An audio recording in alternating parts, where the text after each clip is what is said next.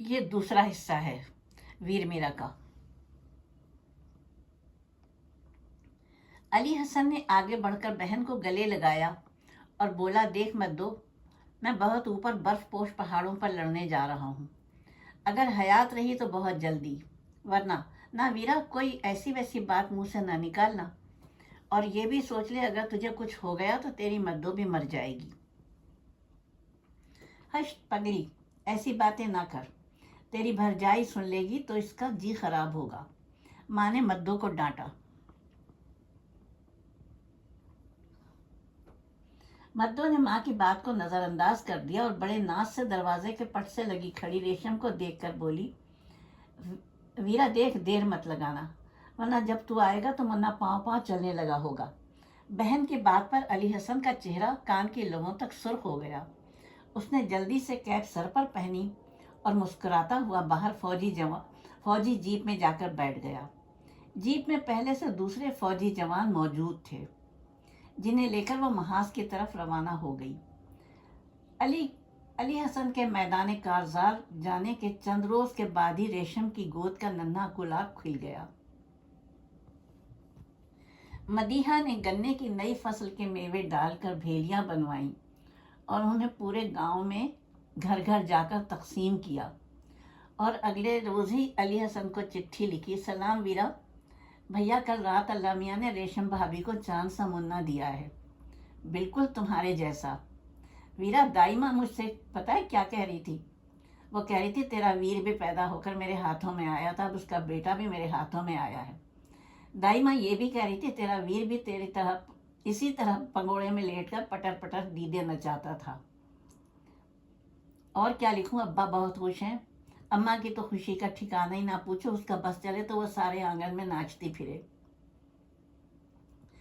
अम्मा ने मुन्ने को तुम्हारे बचपन का स्वेटर पहनाया है, मुन्ना तो उसमें पूरा गले से पांव तक छुप गया। मैं तो बहुत हंसी देखकर, पर अम्मा ने आज ही सुबह सुबह एक और नन्हा सा स्वेटर सलाइयों पर चढ़ा लिया है। माँ कह रही थी कल तक पूरा करके मुन्ने को पहना देगी। भाभी खुश तो बहुत है, पर वो तुम्हें याद करके रोती भी है, छुप छुप के रोती है।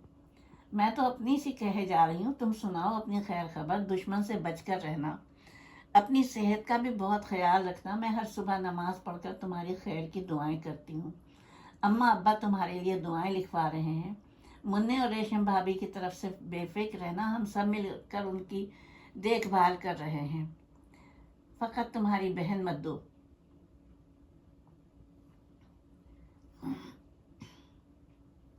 अली हसन को महाज पर गए हुए अब साल से ऊपर हो गया था। रेशम तो नन्हे बच्चे में आप ही आप बहल गई थी, लेकिन फिर भी अक्सर जब वो कमरे से बाहर आती तो आंसुओं से उसका चेहरा सुर्ख होता और आंखें भी सूजी हुई होती। मदीहा को भी अब अली हसन की जुदाई बर्दाश्त नहीं हो रही थी। वो भी अक्सर कमरे, साइबान, आंगन, हर जगह बेकरार सी फिरती। फिर एक रात उसे डरावनी शक्लें ख्वाब में नजर आने लगी। वो घबराकर उठकर बैठ गई। अम्मा को जगाकर ख्वाब बताया। अम्मा ने तसल्ली तो दे दी, पर माँ क्या करती, बेटी को क्या बताती कि उसने भी गांव में लाल आंधी आते देखी है। फिर सुबह का आगाज उसके दरवाजे पर एक दस्तक से हुआ, जिसमें अली हसन के महाज जंग पर शहादत की खबर थी। मद्दो अपने आप को भूल गई। उसने अपनी नौब्याहता भाभी को बाजुओं में भर लिया। लाला फिदा हुसैन की बूढ़ी कमर झुक गई और अम्मा ने आंगन की खाक अपने सर पर डाल ली। दोपहर से पहले फिजाओं के जिगर को चीरता हुआ फौजी ट्रक 5 कड़ियल जवानों के लाशें लेकर गांव पहुंच गया। मस्जिद के सहन में लाशें रख दिए गए। एक एक वारिस अपने शहीद को शनाख्त करने पहुंच गया। सफेद चादरें हटा हटा कर शहीदों के चेहरे देखे जाने लगे। लाला फिदा हुसैन ने भी चादरें हटाकर देखा। पहली, दूसरी, तीसरी चादर के नीचे उसका कड़ियल जवान सोया हुआ था। लाला फिदा हुसैन ने झुकी हुई कमर को सीधा किया, माथे पर हाथ ले जाकर सलाम किया, फिर झुककर बेटे के लहू रंग पेशानी को बोसा देकर बोला, सोने पुत्र, अल्लाह के हुजूर सुरखरुई मुबारक हो। फिर शाम होते होते शुहदा के लाशें गांव से मुल्हिका कब्रस्तान में दफन कर दिए गए। लाला फिदा हुसैन ने बेटे की कब्र के बराबर में ही अपने लिए कब्र की जगह खरीद ली। फिर कुछ अरसे गांव में मौत के सन्नाटे का राज रहा, या माओ के बैन सुनाई दिए, शहीदों की माओ के। मदीहा ने रेशम को संभाला, कभी मुन्ने को कलेजे से लगाया। वो बहादुर बन गई। गांव के लोग हैरान थे। वो लड़की जो पल भर के लिए भाई की जुदाई को गवारा नहीं करती थी, इतना बड़ा सदमा किस हिम्मत से झेल गई कि रोई भी नहीं। वो रोने वालों को समझाती। अली हसन का मुन्ना ही अब उसकी दुनिया था। फिर अली हसन की शहादत को भी कुछ वक्त गुजरा। उस रोज मदीहा कमरे से दालान में आ रही थी। उसकी नजर आंगन में मुन्ने के ऊपर पड़ी, जो खड़ा होने की कोशिश कर रहा था। मद्दो वहीं पर जहां खड़ी थी साकित हो गई थी, क्योंकि कुछ दिनों से मुन्ना घुटनियों घुटनियों चलने लगा था। उस रोज मुन्ने ने कुछ कदम डगमगाते हुए अपने आप को खड़ा किया। फिर पहला कदम उठाया, फिर कुछ डगमगाया, फिर धप से जमीन पर बैठ गया। फिर खड़ा हुआ, फिर दूसरा कदम उठाया खड़े होकर। फिर मद्दो को होश न रहा। वह चीखी, अम्मा मुन्ना पाँव पाँव चल गया है। मैं वीरा को बताने जा रही हूँ। वो दीवानों की तरह घर से निकलकर भागी। मद्दो मद्दो, अरे सुन बावली सुन। मद्दो की माँ ने उसे आवाजें दी। अब वो भाग रही थी। गांव के कुछ छोटे बड़े भी उसके पीछे भागने लगे, उसे आवाजें देने लगे, मगर वो आगे को भागती रही। लाला फिदा हुसैन भी सबके पीछे दौड़े, मगर वो बहुत तेज भाग रही थी और भागते भागते आगे चली गई। और कब्रिस्तान पहुंचकर उसने अपने आप को भाई की कब्र पर गिरा दिया। वो चीखी, मुझे मत रोको, कोई मत रोको। कब्र पर गिराने के बाद वो बोली, भैया मेरा वीरा, मेरा मुन्ना पाँव पाँव चल गया है।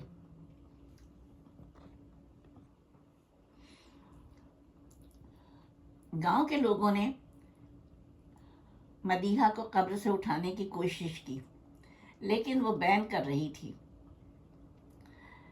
बस एक ही बात कह रही थी, मेरा मुन्ना पाँव पाँव चल गया है।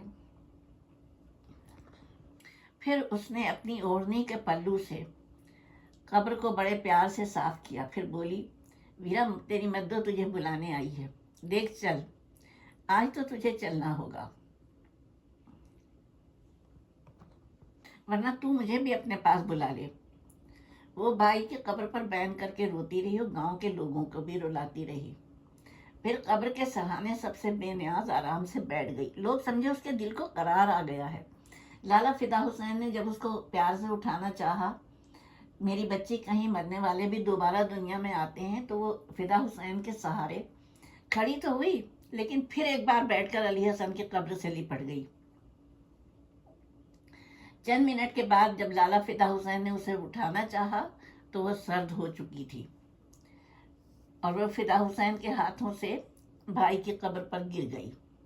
फिदा हुसैन की जिगरपाश आवाज कब्रिस्तान में गूंजी, मद्दो की माँ, अरे सुनती है, अली हसन की मद्दो मर गई। इतना कोहराम तो अली हसन की मैयत उठने पर भी गांव में नहीं मचा था, जितना मद्दो के जनाजे पर उठा। लाला फिदा हुसैन ने बड़ी हिम्मत से अपने आप को संभाला, मगर अली हसन की माँ अपने हवास में नहीं थी। रेशम नन्हे बच्चे को बाजुओं में समेटे सहमी सहमी गांव के लोगों से पुरसा ले रही थी। फिर अली हसन के कब्र के पहलू में वो जमीन जिसे लाला फिदा हुसैन ने अपने लिए खरीदा था, मदीहा उसमें सुला दी गई। कब्र की मिट्टी बराबर करके फिदा हुसैन खड़े होते हुए बोला, पगली कहती थी ना, वीर को कुछ हुआ तो मैं भी मर जाऊंगी। मर गई पगली, उसने रोते रोते हंसते हुए कहा, और फिर कंधे पर पड़े अंगोछे से अपने आंसू साफ किए और जनाजा लेकर आने वालों के साथ गांव को लौट गया। देखिए, اب یہ یہاں تک افسانہ تھا، میں تھوڑا سا اس پہ تبصرہ کرنا چاہوں گی۔ ہمارے فوجی جوان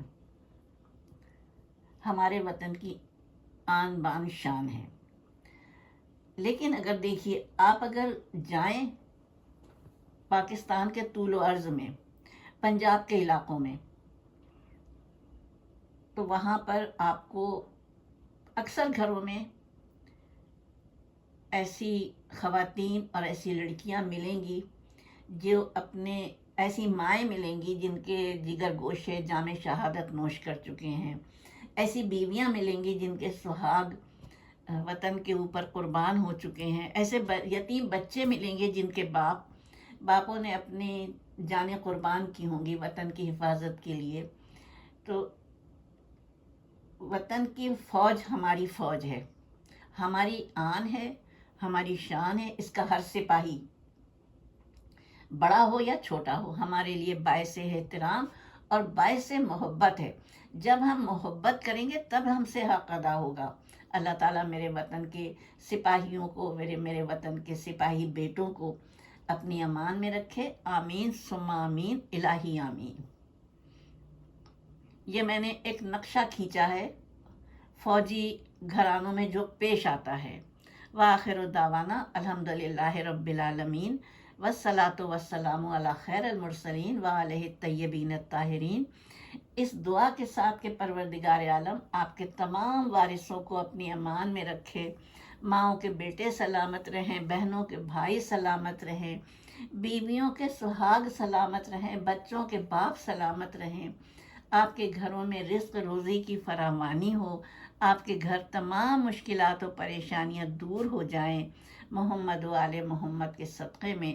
وآخر دعوانا الحمدللہ رب العالمین، والصلاۃ والسلام علی خیر المرسلین وعلیہ الطیبین الطاہرین۔ اپنی میزبان کو اجازت دیجیے، اللہ حافظ۔